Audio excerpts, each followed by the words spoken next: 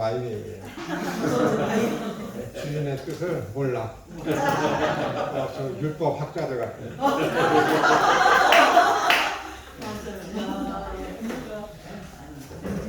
314장.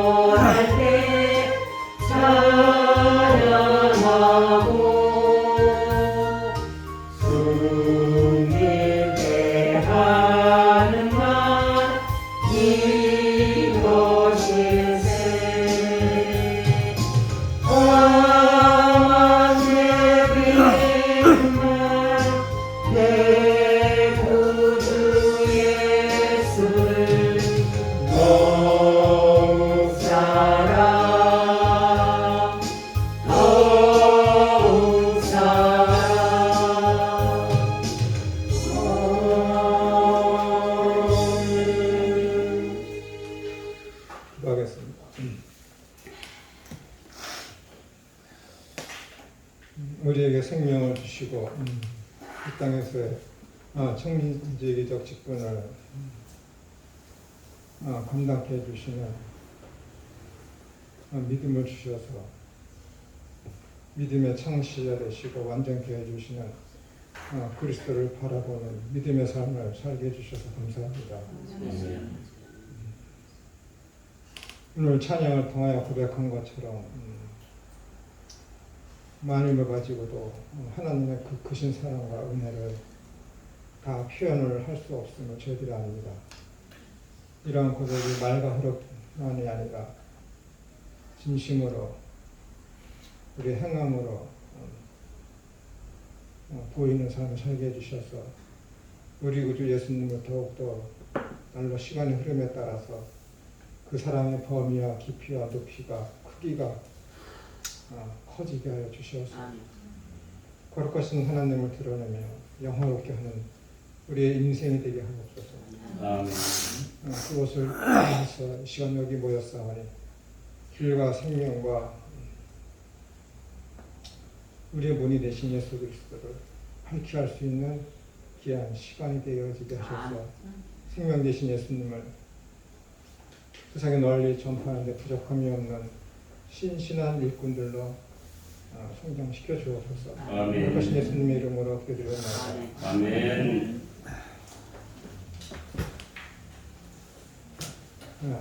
이제 범인을 빨리빨리 나가야 되는데 진도가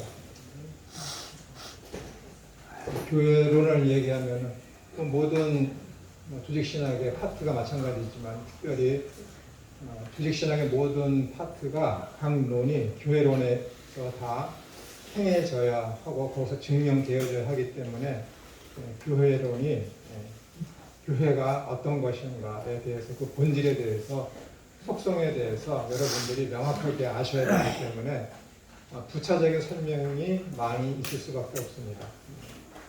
오늘도 그렇게 될 수도 있고, 예전에 다니던 신학생한테 한번 전화를 해서 물어봤습니다. 진도가 제일 적게 나갈 때가 언제였습니까? 물어봤더니 3페이지 갖고 5시간 했다고, 아니, 세 줄 갖고 5시간 했다고 그러더라고요.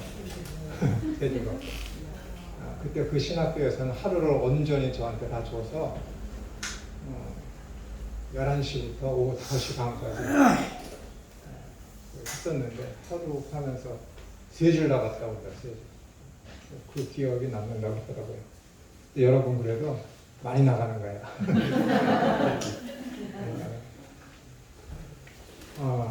오면서 이제 이사야서를 이렇게 이제 처음부터 쭉 생각해 보면서 하나님의 은혜에 대해서 생각을 해보니까는 이사야서 43장하고 45장에 보면은 내가 너를 지명하여 불렀다라는 그 말 문구가 탁 떠오르더라고요.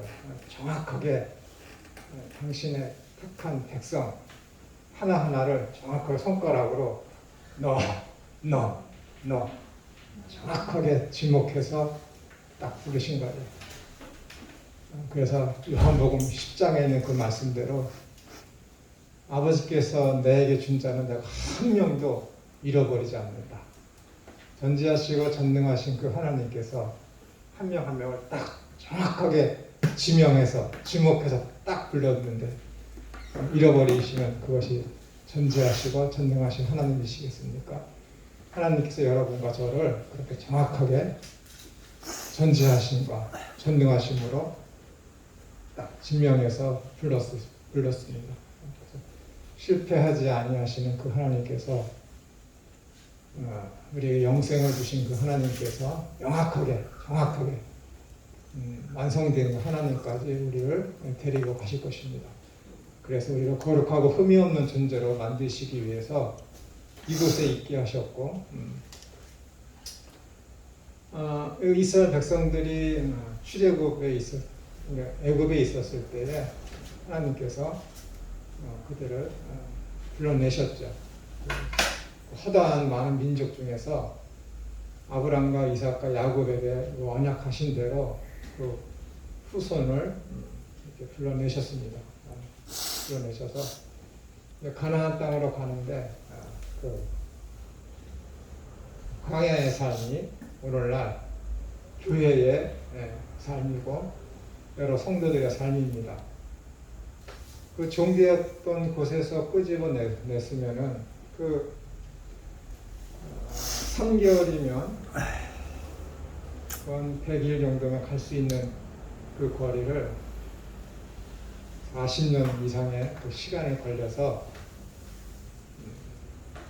40세 이상 되었던 애굽에서 나온 40세 이상 된 그 성인들은 다 죽여버리시고 그 아랫세대들만 이제 가나안에 입성시키지 않습니까? 옛 습성과 그런 세상에 오염된 것들은 다 제하여 버리시고 새로운 피조물로 만드시기 위해서 에베소서에 있는 그 말씀에 의하면은 거룩하고 흠이 없는 존재로 만드시기 위해서 광야에서 하나님께서 40년이라는 그 긴 세월 동안 이스라엘 백성들을 군대 얘기로 하면 훈련시킨 거고 돌리신 거죠. 그 인생이 교회의 이 땅에서의 지상교회의 여정이고 그리고 성도들이 이 땅에서의 나그네의 그리고 고아의 과부의 고난받는 인생입니다. 늘 말씀드리지만은 편하기 위해서 우리는 예수님을 믿는 게 아니라 하나님의 영광과 그 거룩하심을 드러내기 위해서 우리가 하나님으로부터 정확하게 지명하여 불림을 받은 존재들입니다. 그 사명을 교회와 우리 성도 각 개인이 삶에서 감당해내야 합니다. 그렇게 만드시기 위해서 하나님이 우리를 훈련시키는 것이죠. 훈련이 편할 리가 없습니다. 그렇지 않겠습니까? 고난 가운데 있을 수밖에 없습니다. 많은 목회자들하고 이야기할 때 가장 입에 많이 오르내리는 구약의 인물은 아브라함과 다윗이죠. 그리고 신약에서는 베드로하고 사도 바울이고요. 그 중에서도 이제 사도 바울에 관한 이야기를 많이들 합니다. 사도 바울과 같은 그런 신실한 믿음을 갖기를 원하지만은 저 자신도 그렇고 그런 아브라함이나 베드로나 다윗도 마찬가지고 이 바울과 같은 그런 인생의 여정을 살고 싶지는 않죠. 그렇죠? 힘들잖아요. 얼마나 많은 걸 포기하고 힘들게 믿음의 생활을 했습니까? 그런데 그런 그들의 믿음은 담기를 원하지만은 그런 삶의 어떤 형태는 굉장히 두렵고 힘들죠. 근데 저는 바울의 그 인생과 그의 편지를 보면서 믿음의 극치를 다른 사람들에게도 볼 수 있지만은 바울의 그 고백과 그의 편지를 통해서 믿음의 극치가 무엇인가를 따져보면은 사도 바울이 처음 쓴 편지가 예수님 서거 하늘나라에 올라가신 이후에 한 23년 후 기원 한 56년경에 쓰여진 편지입니다. 그것이 데살로니가 전서인데 신약 성경에서 가장 먼저 쓰여진 것이 데살로니가 전서이죠. 복음서가 아니라 데살로니가 전서가 한 54년에서 56년 사이에 쓰여진 글인데 서신서인데 거기에 보면은 교회의 어려운 상황 속에서 교회들에게 당부하기를 데살로니가 전서 5장에 보시면 16절부터 거예요. 항상 기뻐하라, 범사에 감사하라, 쉬지 말고 기도하라. 이것은 하나님께서 너희를 향하신 뜻이다. 그렇게 이야기하고 있습니다. 첫 편지에 문제 많은 교인들에게, 고난 가운데 있는 교인들에게, 불미티한 형제로부터, 형제가 있기 전에 그 네로로부터 이제 기독교인에 대한 박해가 서서히 불어나기 일기 시작하는 그 시기에 그 기독교인들에게 이야기하기를 항상 기뻐하라, 범사에 감사하라, 쉬지 말고 기도하라 라고 합니다. 물론 자기 자신도 힘들고 어려운 가운데 있는데 그런 걸 쓴 것이죠. 그러나 거기서는 이 사도 바울의 어떤 믿음에 대한 극치를 그 내용을 보고 극치라고 표현할 수는 없습니다. 그러나 이 사도 바울이 서신서를 통해서 기뻐하라라는 이 말을 그가 명령문을 썼을 때 가장 많이 쓴 단어 중에 하나인데 특별히 에베소서는 옥중서신이라고 그러지 않습니까? 에베소서, 빌립보서, 골로새서 그리고 교회론에 대해서 썼고 이제 빌립보에 가서는 빌립보 교인들에게 4장 4절부터는 기뻐하라, 기뻐하라. 내가 다시 말하노니 기뻐하라. 그 뒤에 6절에서도 다시 또 사도 바울이 그 감옥에 있으면서 빌립보 교인들에게 기뻐하라 라고 합니다. 자신이 이제 얼마 후에 있으면은 교수형을 당하거나 참수형을 당하거나 아니면 사자굴에 갇혀서 죽게 되거나 하는 죽음을 앞에 두고 있는 그 사람이 그리고 감옥에 갇혀 있는 그 바울이 에베소 빌립보 교인들에게 오히려 기뻐하고 기뻐하라. 내가 다시 말하노니 기뻐하라.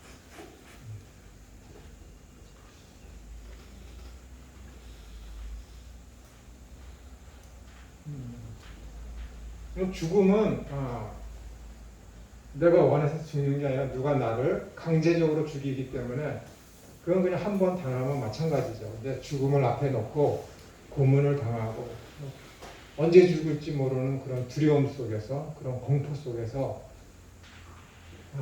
하나님 나라를 소망하고 하나님에 대한 존재를 믿고 그것 때문에 자기 자신이 평안을 얻고 기쁨이 충만하니까 감옥에 있으면서 오히려 감옥 밖에 있는 사람들을 위로하는 그 바울의 기뻐하고 기뻐하라. 내가 다시 말하노니 기뻐하라. 이런 사도 바울의 어떤 고백적인 명령을 통해서 저 자신은 사도 바울의 믿음의 극치를 보게 됩니다. 상황이 어떠하든지 간에 기독교인들은 이 땅에 소망을 둔 것이 아니라 교회는 이 땅에 일을 하는 것이 아니라 하나님께로부터 받은 명령에 순종하고 그 일을 하고 하나님 나라를 증거하고 성도들은 하나님의 존재를 믿고 하나님께서 상 주실 것, 즉 요동치 아니하는 그 영원한 하나님 나라에 대한 소망이 있으면은 이 땅에서의 삶이 어떠하든지 간에 사도 바울보다도 낫지 않겠습니까? 늘 기뻐하고 감사하고 그 하나님 나라가 요동치 아니하는 하나님의 나라가 속히 임하기를 그 뜻이 이루어지기를 기도하는 것이 끊임없이 우리 삶 가운데 발동되어지지 않을까. 우리도 그런 삶을 넉넉히 감당해내야 되지 않을까. 저는 그래서 사도 바울의 이런 기뻐하라라는 이 말을 통해서 그가 데살로니가 전서는 첫 편지로부터 시작해갖고 그 인생의 말년에 이르는 이런 복중서신과 디모데 후서에 이르기까지 기뻐하라는 그의 명령과 그의 고백이 그의 신앙의 인생의 극치를 보여주는 것이 아닌가 그렇게 생각을 합니다. 이 시대에 참 어렵지 않습니까? 코로나도 있고 교회 가서 하고 싶은 양껏 소리내서 기도도 하지 못하고 모임도 하지 못하고 예배도 못하고 소모임도 못하고 따라서 찬양대 연습도 못하고 찬양대 서지도 못하고 여러 가지 어떤 사탄적인 어떤 제약과 환경 때문에 교회가 그런 제약을 많이 받고 있지 않습니까? 그래서 성도가 누려야 할 일, 그다음 성도가 마땅히 하나님 앞에 행해야 할 이런 형식적인 것이지만 마음을 담고 표현할 수 있는 이러한 일들을 할 수 없는 이런 시국에 일지라도 우리는 늘 기뻐하고 감사하고 그리고 이런 악한 세상 때문에 오히려 더 하나님 나라를 더 강력하게 소망하고 붙잡고 그래서 더욱더 강력하고 쉼없이 그 나라가 속히 임하기를 기도할 수 있는 시기가 오늘날이 되어야 되지 않을까. 우리가 바로 서야 되지 않을까. 교회가 교회의 덕을 되어야 되지 않을까. 그리고 모든 것이 다 성경적으로 다시 회귀되고 부흥되고 교회의 개혁이 다시 일어나도록 하나님이 주신 시기가 이 시기가 아닐까 이렇게 생각을 해봅니다. 그런 면에서 교회론에 대해서 좀 더 강력하고 좀 더 절실하고 좀 더 성경적이며 바른 것이 무엇인가에 대해서 깊이 생각할 수 있는 이 시간이 됐으면 참 좋겠습니다. 여러분도 늘 사도 바울과 같이 어떤 상황에서 있든지 간에 늘 기뻐하고 감사하고 그리고 그러한 가운데 하나님의 나라가 속히 임하기를 쉬지 않고 기도할 수 있는 우리가 됐으면 참 좋겠습니다. 그럼 우리가 바로 설 수 있고 또한 교회가 교회다워지지 않을까 그런 생각을 해봅니다. 이것을 마음에 간직하시고 교회론을 계속하겠습니다. 지금 저희는 교회의 어떤 거룩성에 대해서 했고 처음에는 단일성에 했죠. 단일성에 대해서 했고 그다음에 거룩성에 대해서 했고 그다음에 사도성에 대해서 했고 이제 지금은 이제 보편성에 대해서 저희들이 생각을 하고 있습니다. 그렇죠?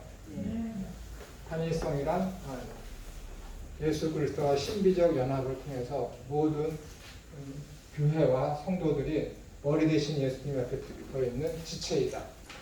지체됨을 잊지 아니하고 서로 사랑하고 내 이웃을 내 몸과 같이 서로 사랑하는 그러한 믿음을 가지고 삶을 살아야 된다라고 저희가 살펴보았고 그 다음에 교회의 어떤 거룩성에 있어서는 내가 거룩하니 너희도 거룩할지어다. 세상과 다른 방편의 삶을 우리가 교회가 그리고 성도들이 살아내야 된다. 그것은 무엇이냐면 거룩하고 흠이 없는 존재로 하나님께서 우리를 만들어 가신다. 그렇기 때문에 반드시 교회와 성도에게는 고난이 임할 수밖에 없다라고 했습니다. 그 고난이 교회를 거룩하게 그 교회의 거룩함을 유지하고 성도가 거룩함을 유지할 수 있는 유일한 방편이다 라고 했습니다. 그래서 고난이 없는 삶은 안 된다.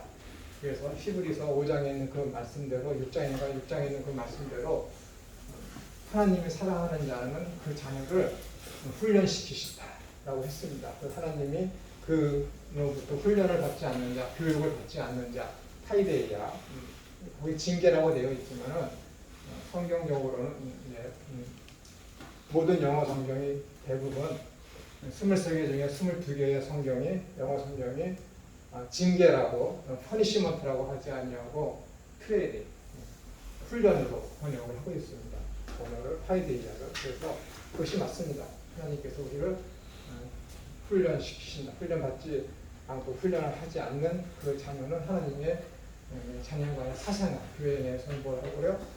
가라지이다 라고 저희가 살펴보았습니다. 그리고 교회는 사도성이 있어야 된다. 사도성이라는 것은 무엇이냐면 교회의 어떤 거룩성을 유지하고 교회의 통일성을 유지하기 위해서 하나님의 말씀을 통해서 교회가 치리되어져야 하고, 교회가 하나님의 말씀을 헌법으로 삼고 말씀을 통해서 모든 것이 다 시작과 과정과 끝이 말씀을 통해서만 진행되어져야 된다. 이 말 속에는 예수 그리스도가 교회의 머리시다. 너희가 성령을 받고 성령을 마신 자, 주도 하나이며 성령도 하나이다 라고 한 그 말씀에 의해서 교회가 성도가 이렇게 움직여져야 된다. 그래서 예레미야에 있는 그 말씀에 의해서 성령을 있는 자는 에스겔인가요? 무릎에 찬 자, 허리에 찬 자, 가슴에 찬 자, 머리 끝까지 물에 잠긴 자 했을 때 머리 끝까지 물에 잠기는 그런 그 성령에 흘러가는 데가, 말씀에 흘러가는 데, 말씀이 서라하면 서고 가라하면 가는 그런 신앙의 삶을 교회와 성도가 살아내야 한다. 그것이 말씀의 교회의 사도성이라고 우리가 살펴보았습니다.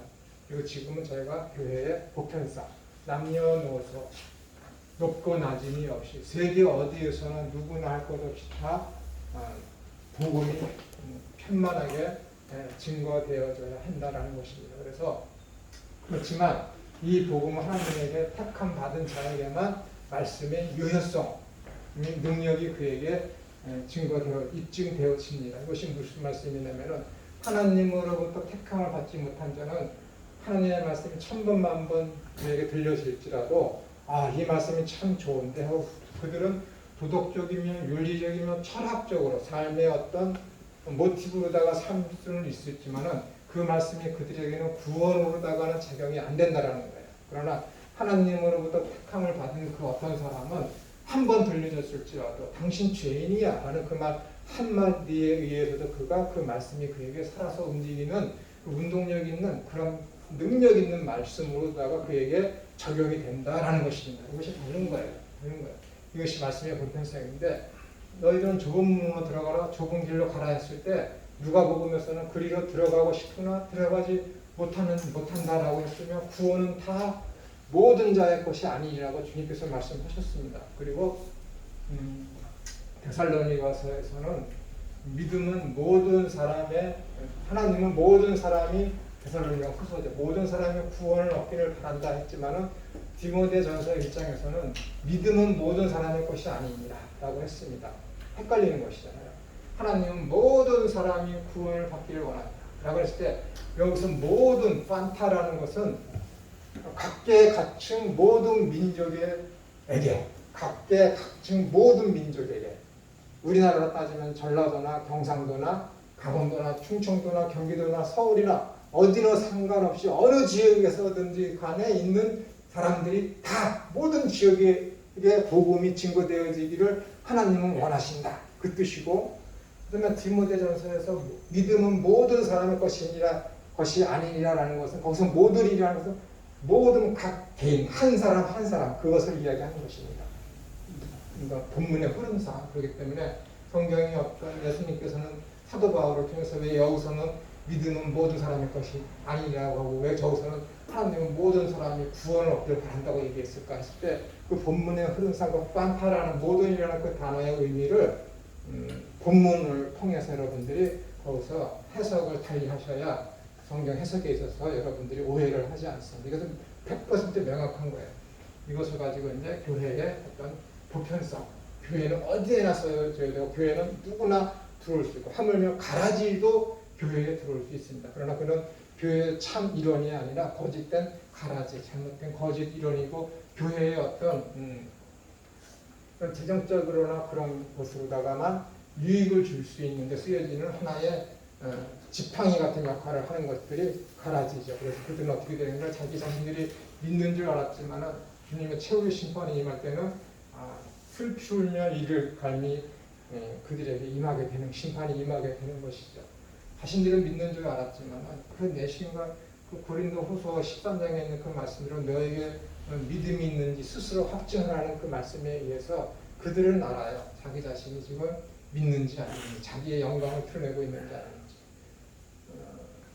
산상수훈에서도 주님께서 내 아버지와 나의 뜻대로 행하는 자라 내 형제이면 내 가족이라고 내 부모라고 말하고 있지 않습니까? 그거 어떻게 했습니까? 마태복음 24장인가 거기에 보면은 내가 주님의 이름으로 병도 고치고 귀신도 추방했다라고 얘기하지만은 주님께서 말씀하시기를 내가 너를 도무지 알지 못한다 라고 했지 않습니까? 내가 했다라는 거야. 내가 내 이름을 자기 명예를 위해서 하나님께서 그들을 지팡이처럼 쓰인다는 것이죠. 주님을 찾는 그들에게.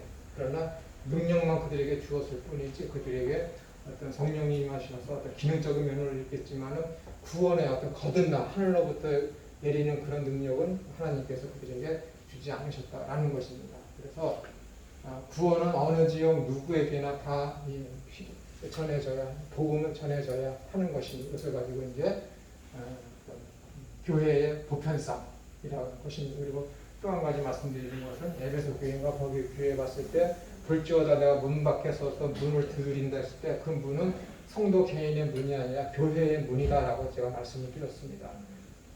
교회에 예수님이 없으면 그것은 교회가 아니죠. 교회가 아닙니다.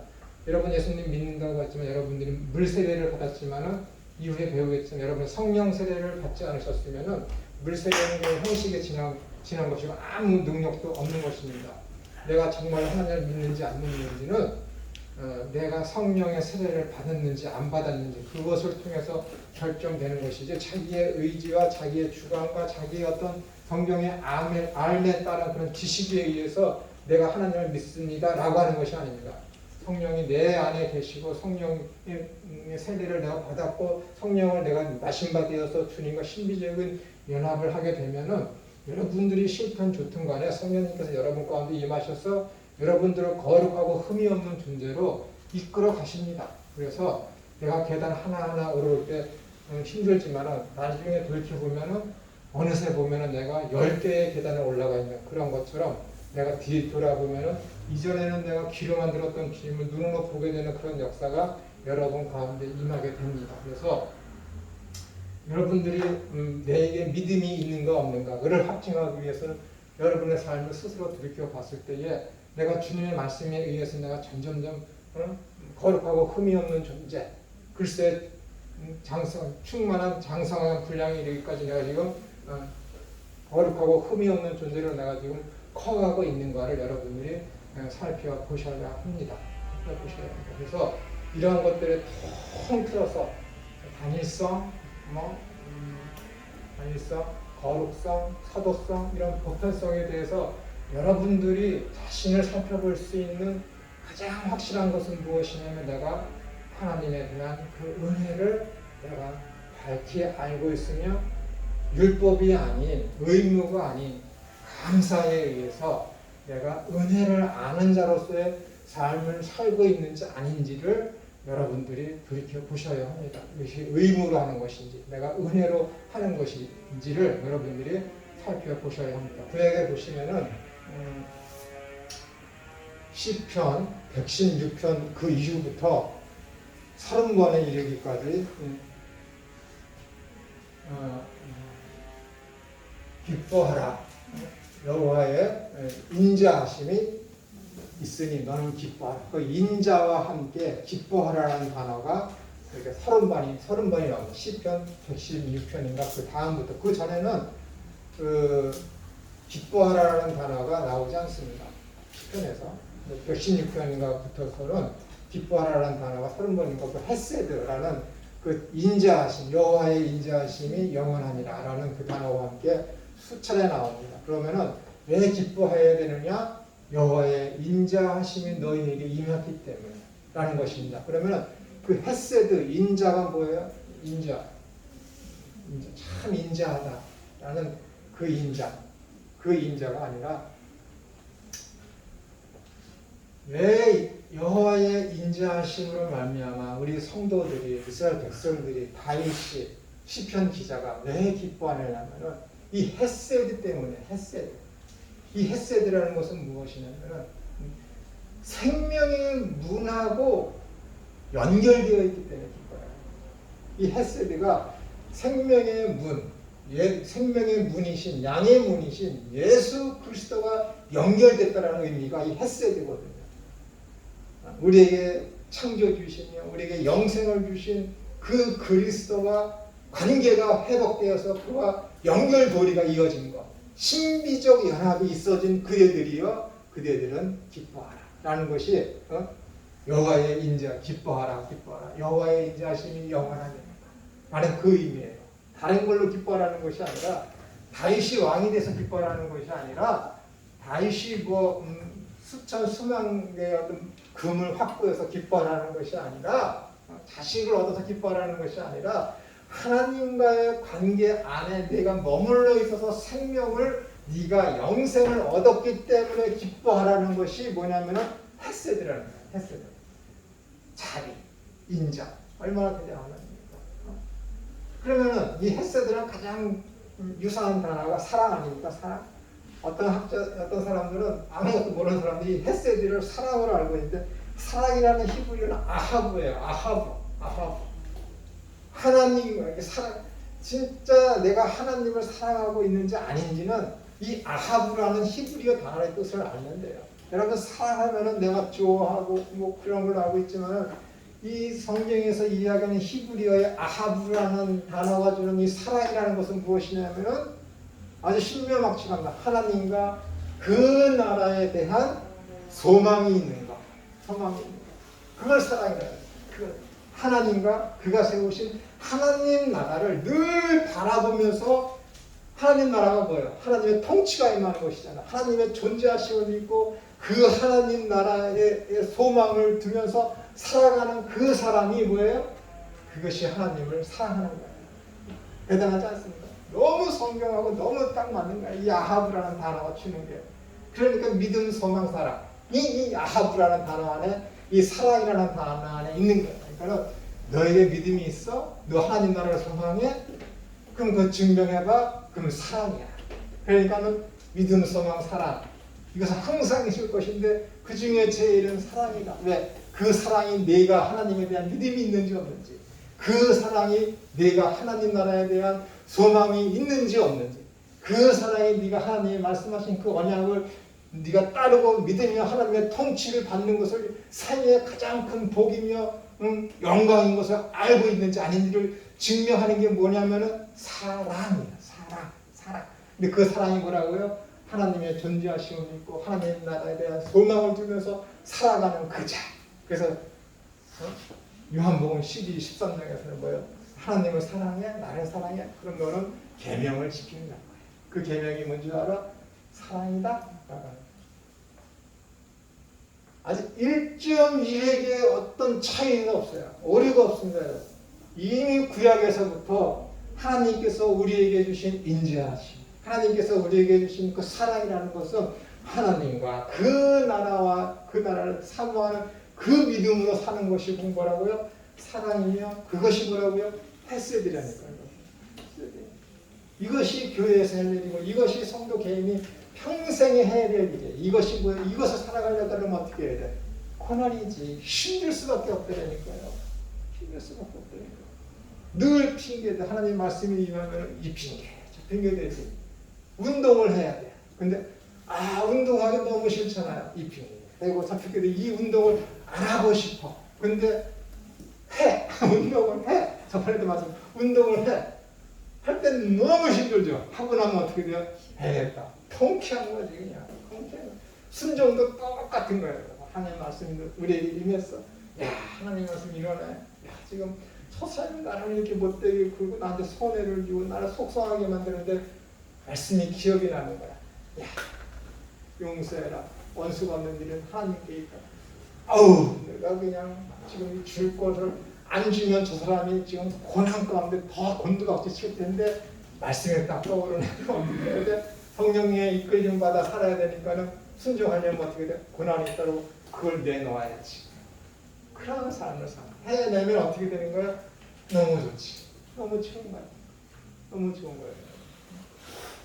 그것을 살아내야 되는 게 교회이며 성도입니다.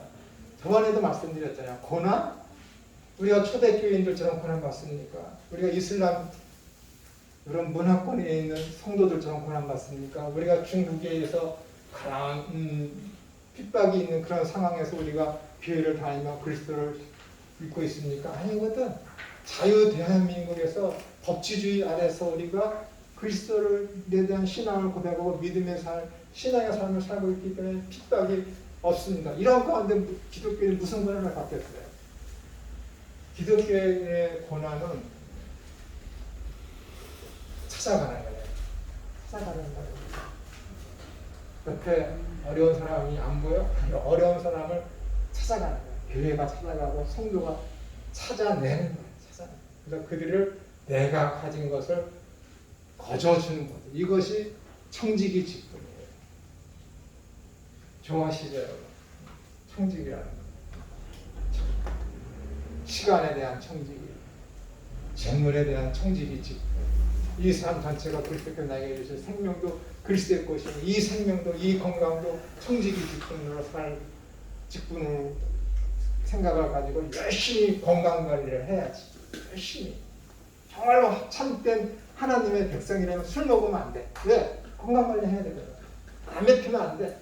왜? 건강관리 해야 돼. 하나님 주신 것이기 때문에. 열심히 운동해야 돼. 열심히. 죽지 않기 위해서가 아니라 남을 도와주기 위해서, 남한테 피해주지 않기 위해서 하나님 내게 주신 이 생명이기 때문에, 이 육신의 생명이기 때문에 열심히 갖고 나가서 최선을 다하면서 운동을 하고 갖고 나가고 해야지.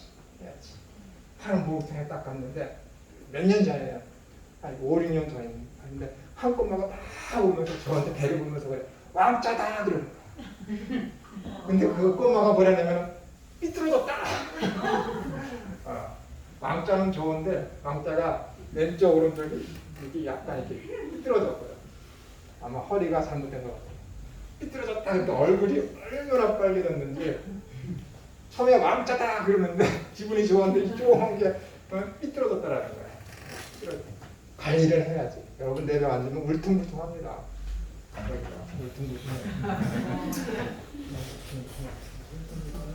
우리 자녀들도 굉장히 운동을 많이 합니다. 우리 집사람도 그렇고. 저야 뭐 오늘 아침에 계단 2번 오르락내리락 하고 한 4km 뛰고 오고. 우리 집사람은 매일 밤 그 25층 되는 그 계단을 적게는 2번, 많게는 4번, 토요일에는 10km 되는 것을 왕복하고. 집사람이 그래요, 집사람이. 10kg요? 네, 왕복이 10km예요. 5km를 걸어가서 5km를. 걷는 것도 그냥 걷지 않습니다. 다 비켜라 장군 나가신다. 그게 기독교인이죠, 여러분. 영혼만이 아니라 이 육신도 하나님께서 우리에게 주셨기 때문에. 얼마 전에 저번 주에 너무 바빴어요. 내일도 아닌데 너무 바빠갖고 책방에서 가서 책도 사와야 되고 이발도 해야 되는데 저는 이발하는 시간이 제일 싫어요. 내가 할 수 있는 게 하나도 없거든. 다 있어서 잘라주는데 가만히 있는 게 그게 너무 싫어요. 내가 뭔가라도 해야 되는데 그래서 내가 하나님을 싫어하는 거. 내가 뭔가를 해서 하나님한테 뭔가를 갚아야 되는데 하나님은 가만히 있으라고 그러잖아요. 당신이 다 한다고. 왜 나도 좀 하게 좀 만들어서 내 공부 좀 쌓게 해서 나 좀 나를 내 이름을 드러내서 나를 이 정도다라고 자랑하고 싶은데 하나님은 가만히 있으래잖아요. 너 가만히 있어. 너 까불면 너 바리새인이야. 너 죽는다. 그러고 계시니까 하나님이 싫은 거야. 내 뜻대로 좀 하게 좀 내버려 두라는 거. 아직도 어리지. 예전에 나 혼자서도 잘해 프로가 있었잖아요. 네. 어린이들 우리 큰딸이 신발 유치원 가고 신발 신겨주면 내가 나 혼자 한다 이거 자기 말이다. 그 유치원차가 딱 와서 기다리다가 전화가 삐 와. 시간이 너무 걸려서 다음 날에 태워야 되니까 그냥 가야 되겠습니다. 예, 그냥 가세요. 근데 내가 또 걔한테 차 태우고 또 데려다 주고. 그래 손해보는 거지. 결국은 이 사람이 피해주고 저 사람이 피해주고 자기가 다 한다고. 그냥 맡겨둬야 되는데 나한테. 그냥 김천호도 하나님 앞에 맡겨야 되는데 내가 아무리 생각해도 이게 더 좋거든. 좋기는 개뿔어. 가다 보면 그냥 여기 있던 게 이 안에 곤두박질 쳐져 있고 문제가 만들어 놓은 산더미처럼 만들어 놓은 그 병이 안 고쳐져요. 하나님 나도 좀 알아주세요. 그것 때문에. 그러면 안 되는데. 그러니까 내가 뭔가를 해서 하나님의 그 거룩하신가 영광을 드러내기 위해서 뭔가 해야 된다라는 그 생각이 오히려 하나님의 뜻을 저버리게 되는 그런 우를 많이 범하게 됩니다. 그러니까는 인생에 있어서 오늘 이 순간만큼은 최선을 다해야 합니다. A라는 문제가 만들어졌으면 그 A라는 문제를 하나님 나라의 백성다운 그 삶의 방법으로 최선을 다하는 거예요. 최선을. 그러다 보면 어떻게 되는 거예요? 이만큼 커지는 거예요. 이만큼 커지는 거라니까요. 내가 뭔가 억지로 방향을 틀려고 하면은 안 됩니다. 주어진 상황에 있어서 항상 선한 방법, 하나님 나라의 통치의 그 방법으로 내가 삶을 살아가는 것이죠. 삶을 살아가는 것이죠. 그러다 보면 성장되어지는 것입니다. 어디가 차례죠? 난 29쪽 처음. 그러므로 어떤 민족교회나 지역교회가 우월성이나 독립성을 주장하는 왜 보편성에 대해서 이야기하는 거잖아요. 높고 낮은 교회 크고 작은 강남교회나 저 시골교회나 하나님 보시기에는 똑같은 것입니다. 오히려 시골에서 작은 교회 10명, 20명 그런 할아버지 할머니들 모셔놓고 복음을 증거하는 그런 목회자와 강남의 어떤 사탄리의 그 대형교회 목사님과 하나님께서 놓고 보셨을 때에 그 대형교회 목사님 하나님이 더 기뻐하시겠는가? 아니, 그렇지 않습니다. 그렇지 않습니다. 그의 진실함과 하나님께 택하신 그 일을 대해서 맡겨진 그 직분에 대해서 그가 진심으로 복음적인 삶의 회개 합당한 열매를 맺으면서 성령의 열매를 맺는지 안 맺는지 그것이 더 중요한 것이지 그와 함께 더불어 교회에서 시구하는 장로가 이런 일반 교회의 어떤 교인수도 훨씬 많은 것 때문에 하나님께서 그를 칭찬하시거나 높이 평가하시는 그러한 일은 절대 없습니다. 어느 한 교회나 지역이나 국가의 교회가 우월하다라는 생각은 구약의 실패한 이스라엘 민족교회와 같은 분야를 자초하는 잘못이며 민족과 지역을 초월하여 세계를 다스리시는 하나님의 통치를 제한 혹은 부정하는 행위인 것입니다. 그러니까는 하나님의 복음이 이 땅에 임했습니다. 예수 그리스도께서 복음을 다 안수하셨던 히브리서 5장에 있는 그 말씀대로 복음의 창시자이시며 복음의 완성자이신 그 그리스도께서 어떻게 복음을 완성하셨습니까? 고난을 통해서 그 믿음을 예수님께서 시작하셨고 고난을 통해서 그 믿음을 감당해내셨고 고난을 통해서 그 믿음을 완성하셨습니다. 고난을 통해서 그렇기 때문에 이 땅에서 모든 교회들이라는 것은 그 그리스도를 본받아서 그리스도의 삶의 형태로다가 교회가 앞의 방향을 모든 것을 감당해 나가야 하는 어떤 그런 임무와 책무가 교회에게 있는 것입니다. 그런데 어떻게 되는 거예요? 이 강남교회나 이런 서울에 있는 대형교회나 중형 이런 교회들은 어떻게 되는 거예요? 이런 코로나 시대에 저번 한 2, 3주 전에 말씀드렸지만은 저기 북가자동에 있는 그 교회 장로를 만났는데 자기 교회는 지금 너무 좋다라는 거예요. 그래서 왜 그러니까는 교회 행사가 없으니까는 돈이 너무 차곡차곡 잘 모인다는 거예요. 재정이 너무 좋아진다는 거예요. 근데 막 3, 40명 모였던 그 교회는 뭐 시설도 안 좋고 뭐 하니까 사람들이 점점점 어려워지니까. 그래서 제가 그랬어요. 교회에다가 얘기해서 주변 교회 이런 지역 교회나 노회나 아니면 같은 교단에 있는 교회 이 어려운 교회에 그 남는 그 재정을 이렇게 나눠주라고. 그것이 초대교회의 모습 아니냐고. 말로만 그렇게는 무슨 소용이 있냐고. 교회 가서 얘기는 해보겠다고 그러는데 그게 되겠습니까? 되지 않죠. 교회는 세상에 대해 화해와 조화와 사랑의 모델 공동체이며 따라서 종말론적 공동체입니다. 그래서 교회는 아무 차별 없는 영원하고 이상적인 공동체에 적응하기 위해 권징과 훈련을 필요로 합니다. 지상의 모든 교회는 연약하여 항상 부족함을 가지고 있어서 완전하지 못합니다. 그렇기에 천상의 무형교회를 지향하며 나아가야 합니다. 불가능하지만 그럼에도 불구하고 천상의 교회를 목표로 삼고 온 세상의 사람을 대상으로 온 세상의 교회를 세워 나가야만 하는 보편성을 띄어야만 합니다. 그렇다면 보편성은 어디에 있습니까? 교회의 보편성을 보장해 주는 것은 무엇입니까? 교회가 보편성을 가지는 이유는 무엇입니까? 교회의 보편성은 오직 예수 그리스도에 있습니다. 첫 첫 번째, 그리스도 안에 계시던 하나님의 의, 곧 은혜는 모든 믿는 자를 위한 것이며 거기에는 차별이 없습니다. 그러니까 사도 바울이 그랬죠. 갈라디아 교회나 이방인이나 유대인이나 차별이 없다. 차별이 없다. 예전에 차별이 있었잖아요. 구약시대 때는. 이방인은 안 돼. 이방인이 하나님을 믿는 백성이 되려면 유대교로 개정을 해야 되는, 그 할례를 받아야 되는 그런 것들이 있었죠. 그러나 예수 그리스도께서 복음을 완성하시고 믿음을 우리에게 주셨을 때는 이제 이방인이나 유대인이나 남자나 여자나 그런 것이 차별이 없다라고 이야기하고 있는 것입니다. 두 번째, 하나님은 모든 믿는 사람들이 구원을 받으며 진리를 아는데 이르기를 원한다. 아까 말씀드린 것이죠. 모든 믿는 사람들이. 하나님은 세 번째, 하나님은 무소부지하신 유일신으로서 모든 사람에게 경배의 대상입니다. 예수 그리스도는 모두를 국가적, 인종적, 지리적, 사회적 차별 없이 모두를 위하여 자신을 내어주셨습니다. 다섯 번째, 모든 민족에게 복음을 전파하는 것은 예수님의 지상 명령은 그리스도의 당연한 의무입니다. 내가 너희와 항상 함께 할 것인데 너는 세상에 나가서 땅끝까지 복음을 전하면서 내 예수 그리스도의 이름으로다가 세례를 주라고 주님께서 지상명령을 내리지 않으셨습니까? 그 다음에 첫 번째, 교회의 머리이신 그리스도께서 교회뿐만 아니라 전 우주를 통치하시는 분이십니다. 그러면 왜 주님께서는 교회가 세계화되어야 한다고 가르치셨으며 교회의 보편성 개념이 성도들에게 주는 유익은 무엇입니까? 교회가 보편성을 띄었을 때 성도에게 주는 어떤 유익, 좋은 점. 첫 번째, 지교의 중심의 신앙 이기주의를 극복하게 됩니다. 내가 속한 지교회만 잘 되면 좋다는 생각은 버려야 되는 거예요. 내 옆에 있는 교회가 나와 그리스도께서 머리 되시고 한 지체인 것을 알고 옆에 있는 교회가 또 옆에 있는 성도가 개인이 어려울 때는 교회가 교회를 도와야 되고 성도가 성도를 도와야 됩니다. 교회에 헌금이 많이 모였을 때 교회 내에서 어려운 성도가 있으면은 그것을 과감하게 그 어려운 성도에게 교회가 복지 차원에서 넉넉히 그의 삶을 도와줄 수 있어야 돼요. 구제하도록.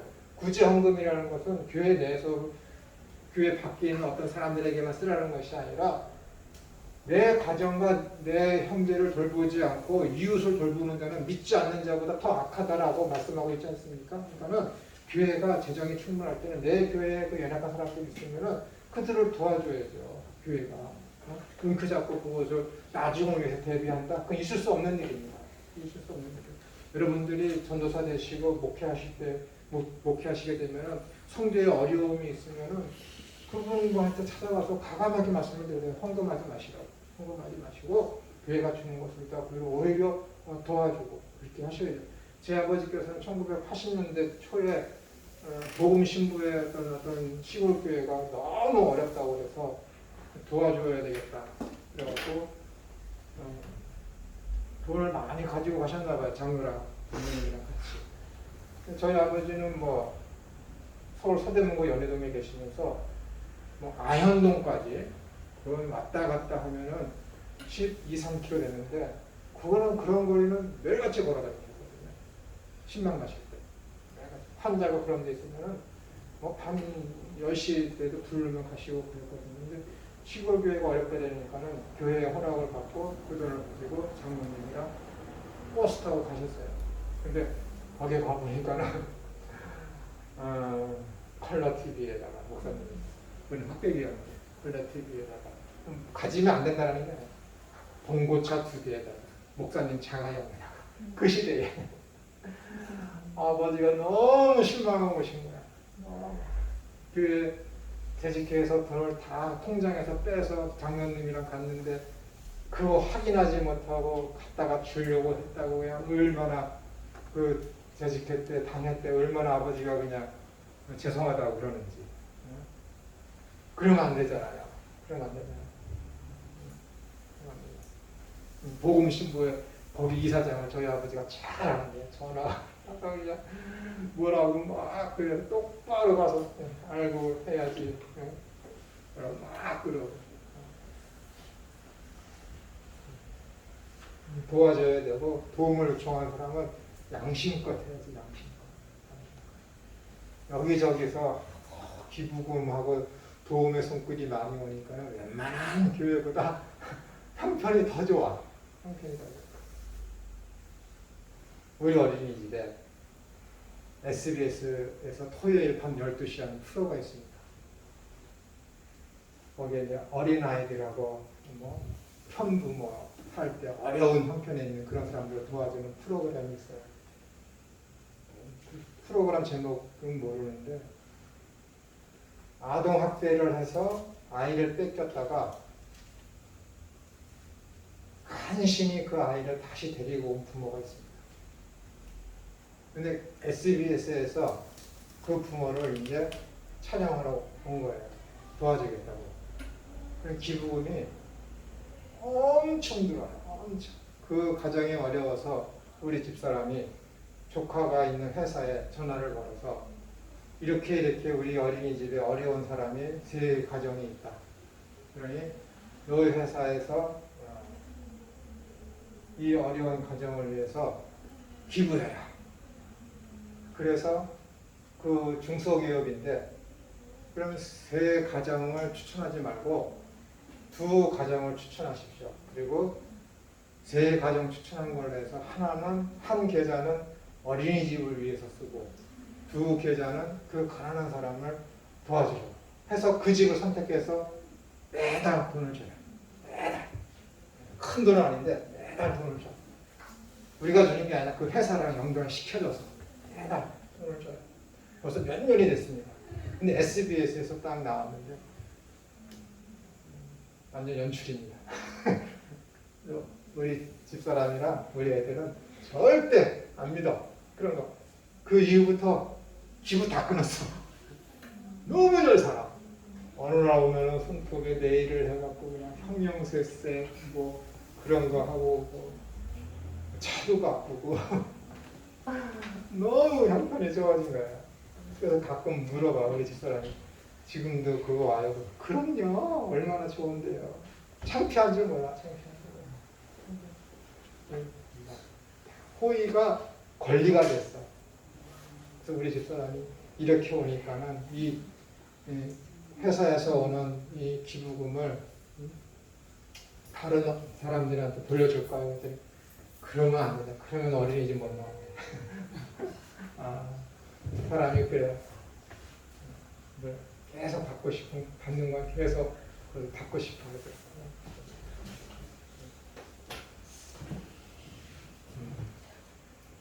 그 다음 임의로 성도의 대상과 범위를 제한하는 우를 범하지 않게 된다고가 보편적인 교회의 보편성이 누구나가 다 들어올 수 있게 하죠. 예전에 서울 연희동에 그때 이제 결혼하고 남가자동에 갔었는데 김동길 박사가 강의를 한다. 교회에 우리 집에서 가까운 곳에서 김동길 박사가 와서 강의를 한다 그래서 그걸 수요일에 알게 됐어요.